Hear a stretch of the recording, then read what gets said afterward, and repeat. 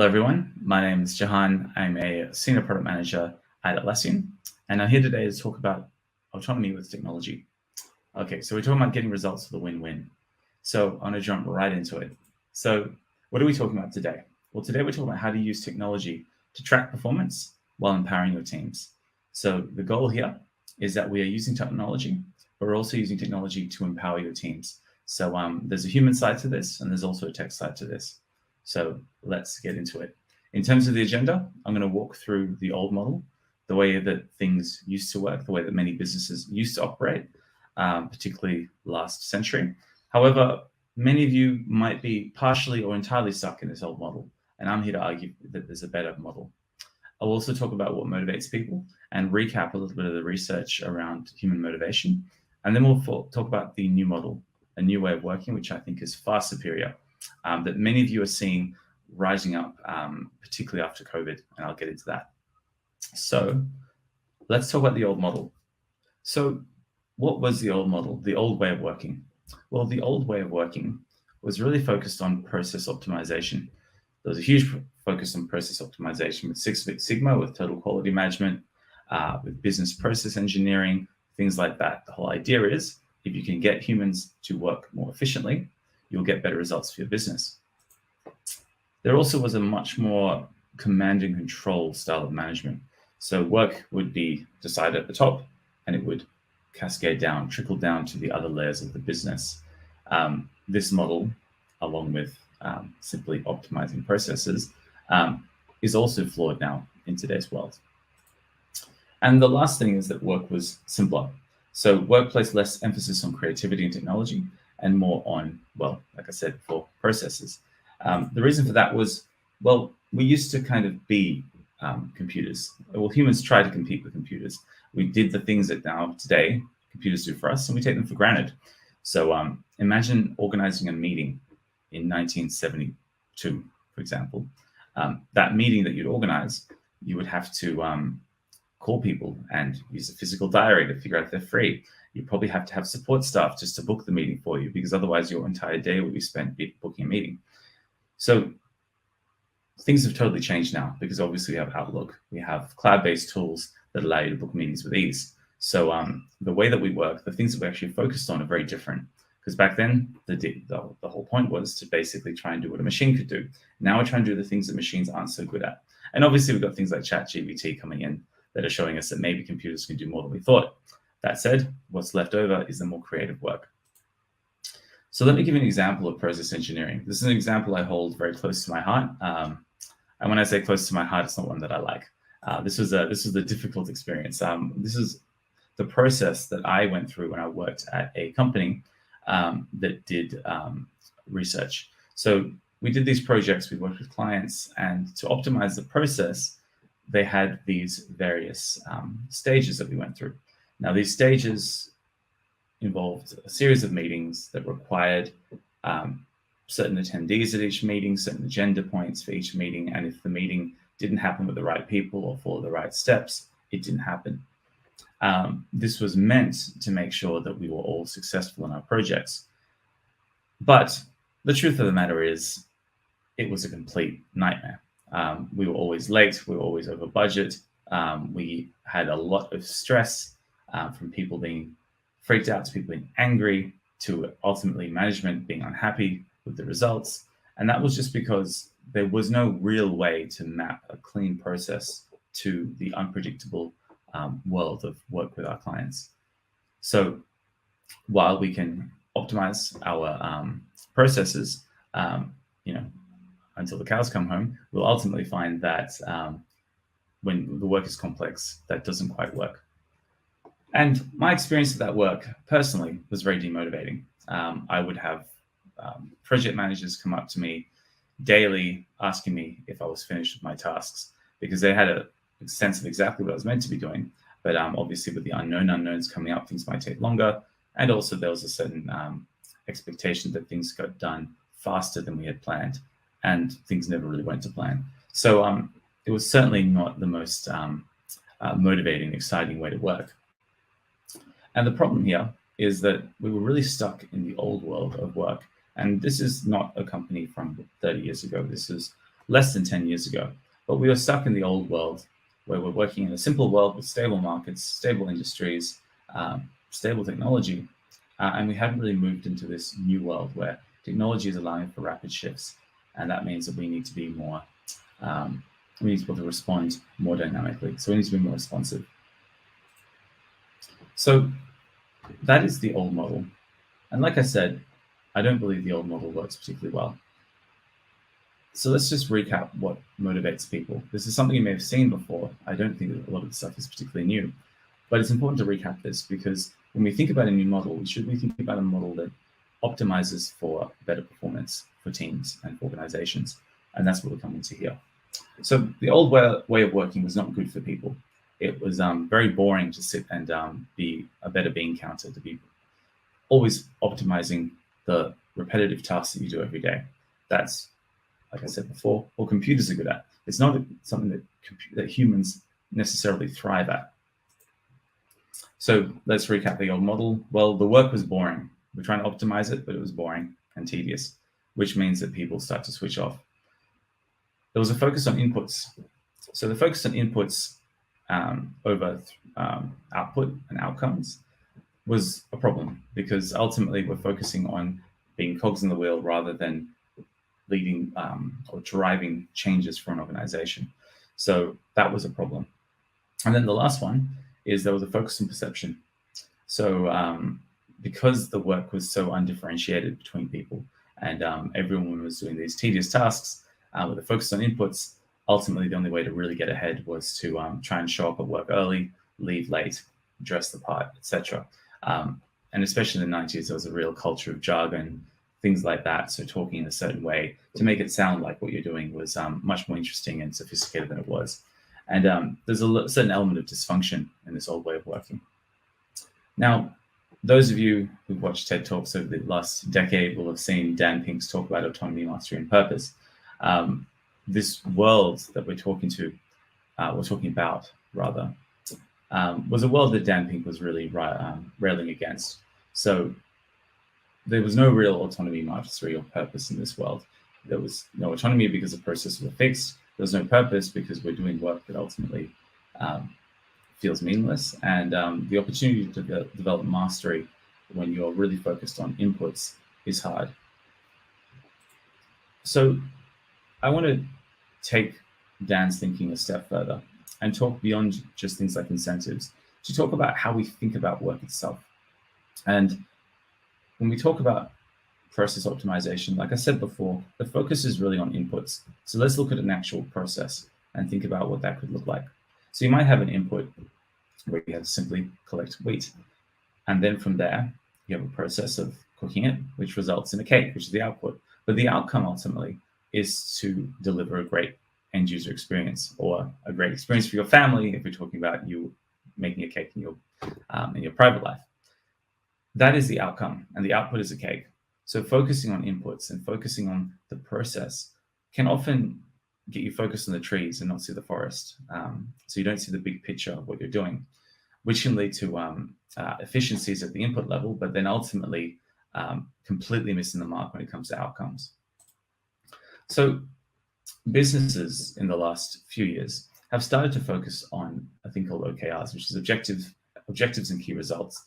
The idea is you focus on an objective, which is the outcome you want. You focus on a key result, which is how you measure that outcome. And you focus on targets that get you closer to that key result. And the idea is that you have that focus for a period of time, typically a period of time which is fairly short.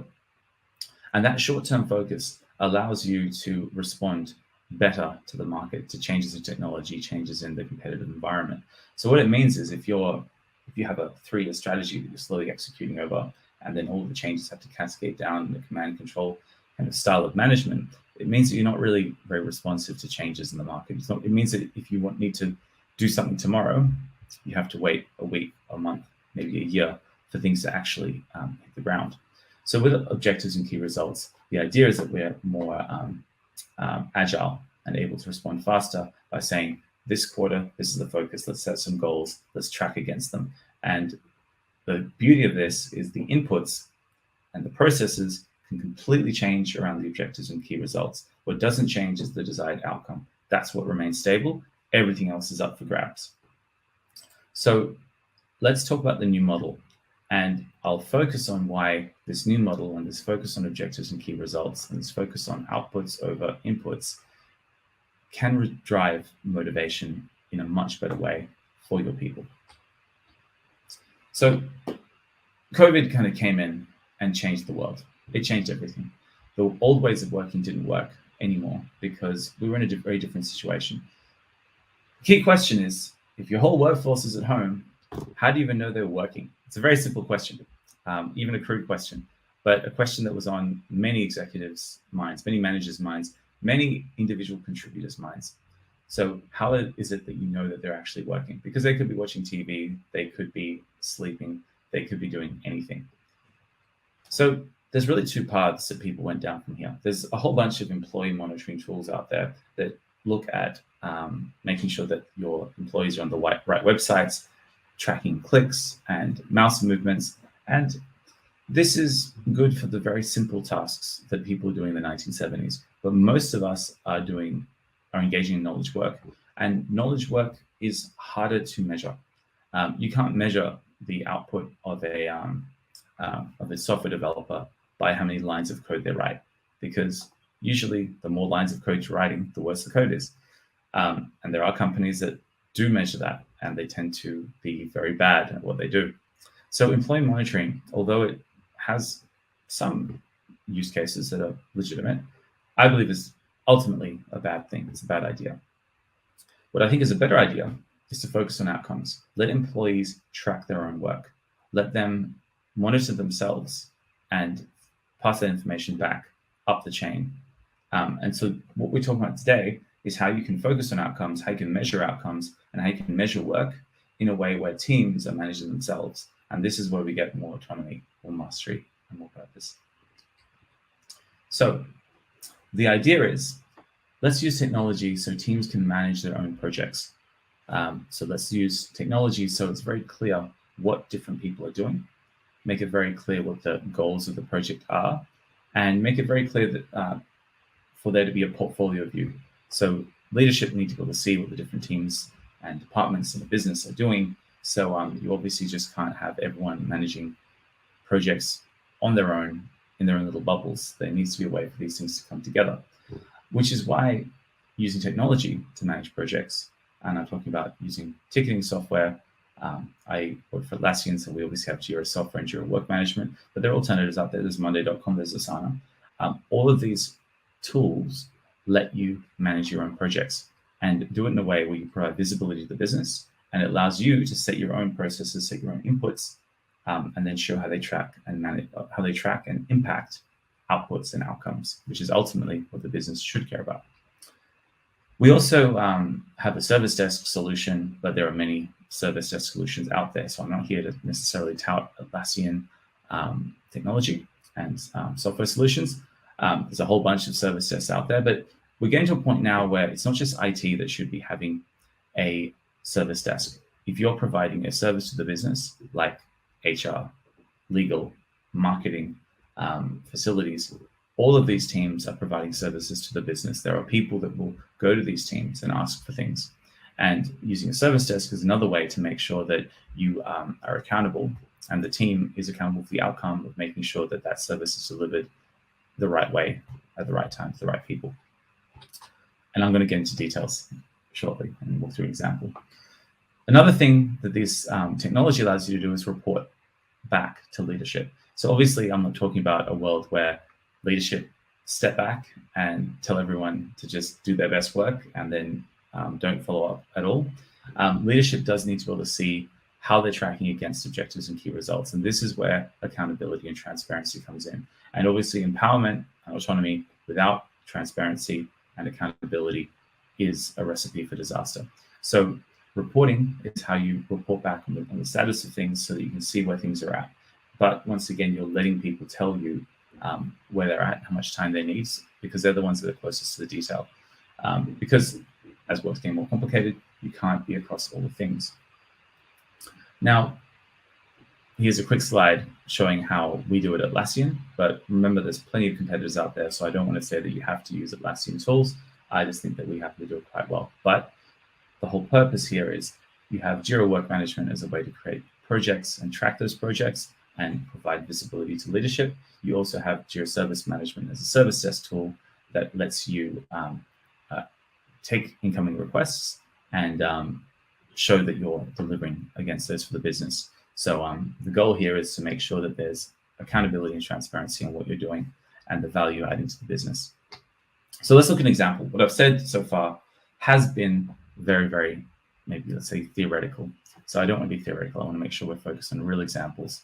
So let's look at this team. This is an HR team. They're working in an organization with, say, 1,000 employees, reasonably large. In North America, you wouldn't call that enterprise, though. With this team, they have some challenges. So one challenge is that there's perception that they don't get back to people fast enough.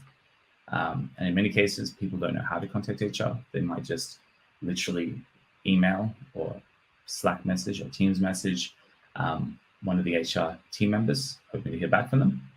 And then there's also this perception that they don't really do anything of value because it's really hard to find out what this team does and why they're important. So there's a lack of documentation and transparency across the business. So they started tracking projects with the ticketing software. So they started using, let's just say, any one of the ticketing software solutions out there to track their projects. So one of the projects they were engaged in, one of the top ones they were engaged in, was a project to make sure that they drove employee engagement. So employee engagement was down, particularly during the pandemic. So they said, okay, let's try and increase employee engagement from 60%, try and get it back up to 80%, which is the pre-pandemic levels. They had an initiative that they drove. They had a goal that they could measure. They wrote this up. They had a weekly update that they provided. They first did it by email, but then later they found they used Atlas, a new tool by Atlassian, to provide updates as to where the project was at. And then afterwards, they could really make a bit of a song and dance about it and say, hey, in 3 months, we've done these activities. Here's the impact it had on employee engagement. They also started tracking their services with ticketing software. This case, in this time, they used a service desk. So, like I said before, the standard way to talk to HR would be to go to their desk and try and interrupt them, or to give them a phone call, or to talk to someone that you know who might have a personal relationship with them. So instead, they said, no, we need to make it as a help portal. They created the portal, and what that meant was that they could then they could track on customer satisfaction, so to make sure that the end users were happy. And they also could track against SLAs to make sure they were responsive. And they did a survey at the end of this after 6 months, and they found that the perception of the HR team had drastically shifted. And most importantly, from a leadership perspective, there was technology to enable reporting to the business. So they have this dashboard that kind of shows how they're handling tickets. It showed the work that they were putting through and allowed them to track their KRs over time. So let's recap. What I'm talking about here is, well, today the focus is really going on autonomy. Teams need autonomy to thrive in a complex world. The work we're doing these days is too complex for any one person to be fully across. We're not working in sausage factories in the 1950s. Even if you are making sausages, there will be a digital component to the work. There will be competitors overseas. There will be competitors and disruptors coming in. So we need to be able to have autonomous teams so that we can be more agile. And this is also more motivating and will drive better performance. One way to do this and to get that autonomy is to drive outcomes over output over input. So outcomes should be the top goal, and input should simply just be a way to find out whether people are getting their tasks done. So the inputs should ladder up to the output and the outcome, and the input should not be the sole focus. And last of all, using technology is how we can achieve this. So in the old days, when we were trying to beat computers, we didn't have these kinds of cloud-based tools that let you track work across a whole organization, pull the whole piece of the puzzle together. It might seem that these ticketing systems are simple, and they are. I'm not here to say that this is AI. I'm not here to say that this is the latest, fanciest machine learning algorithm that will revolutionize things in ways you can't imagine. What I'm saying is that having simple tools that are cloud-based that allow you to get visibility of what a whole business unit or a whole organization is doing can drive the human side of autonomy and a focus on outcomes while maintaining empowerment and accountability. So technology is a way for you to achieve this, it's a way to help drive that outcome. But that said, this is more a human story. And there's a big mentality shift if you want to focus on autonomous teams driving outcomes rather than command and control, where the focus is on process and inputs. So if you can make that cultural shift, technology is there to support you. But it's a mindset shift first and a technological change second. So thank you very much for your time. I hope you enjoyed this, and I look forward to seeing your questions. I hope to be able to get back to you all. Thank you.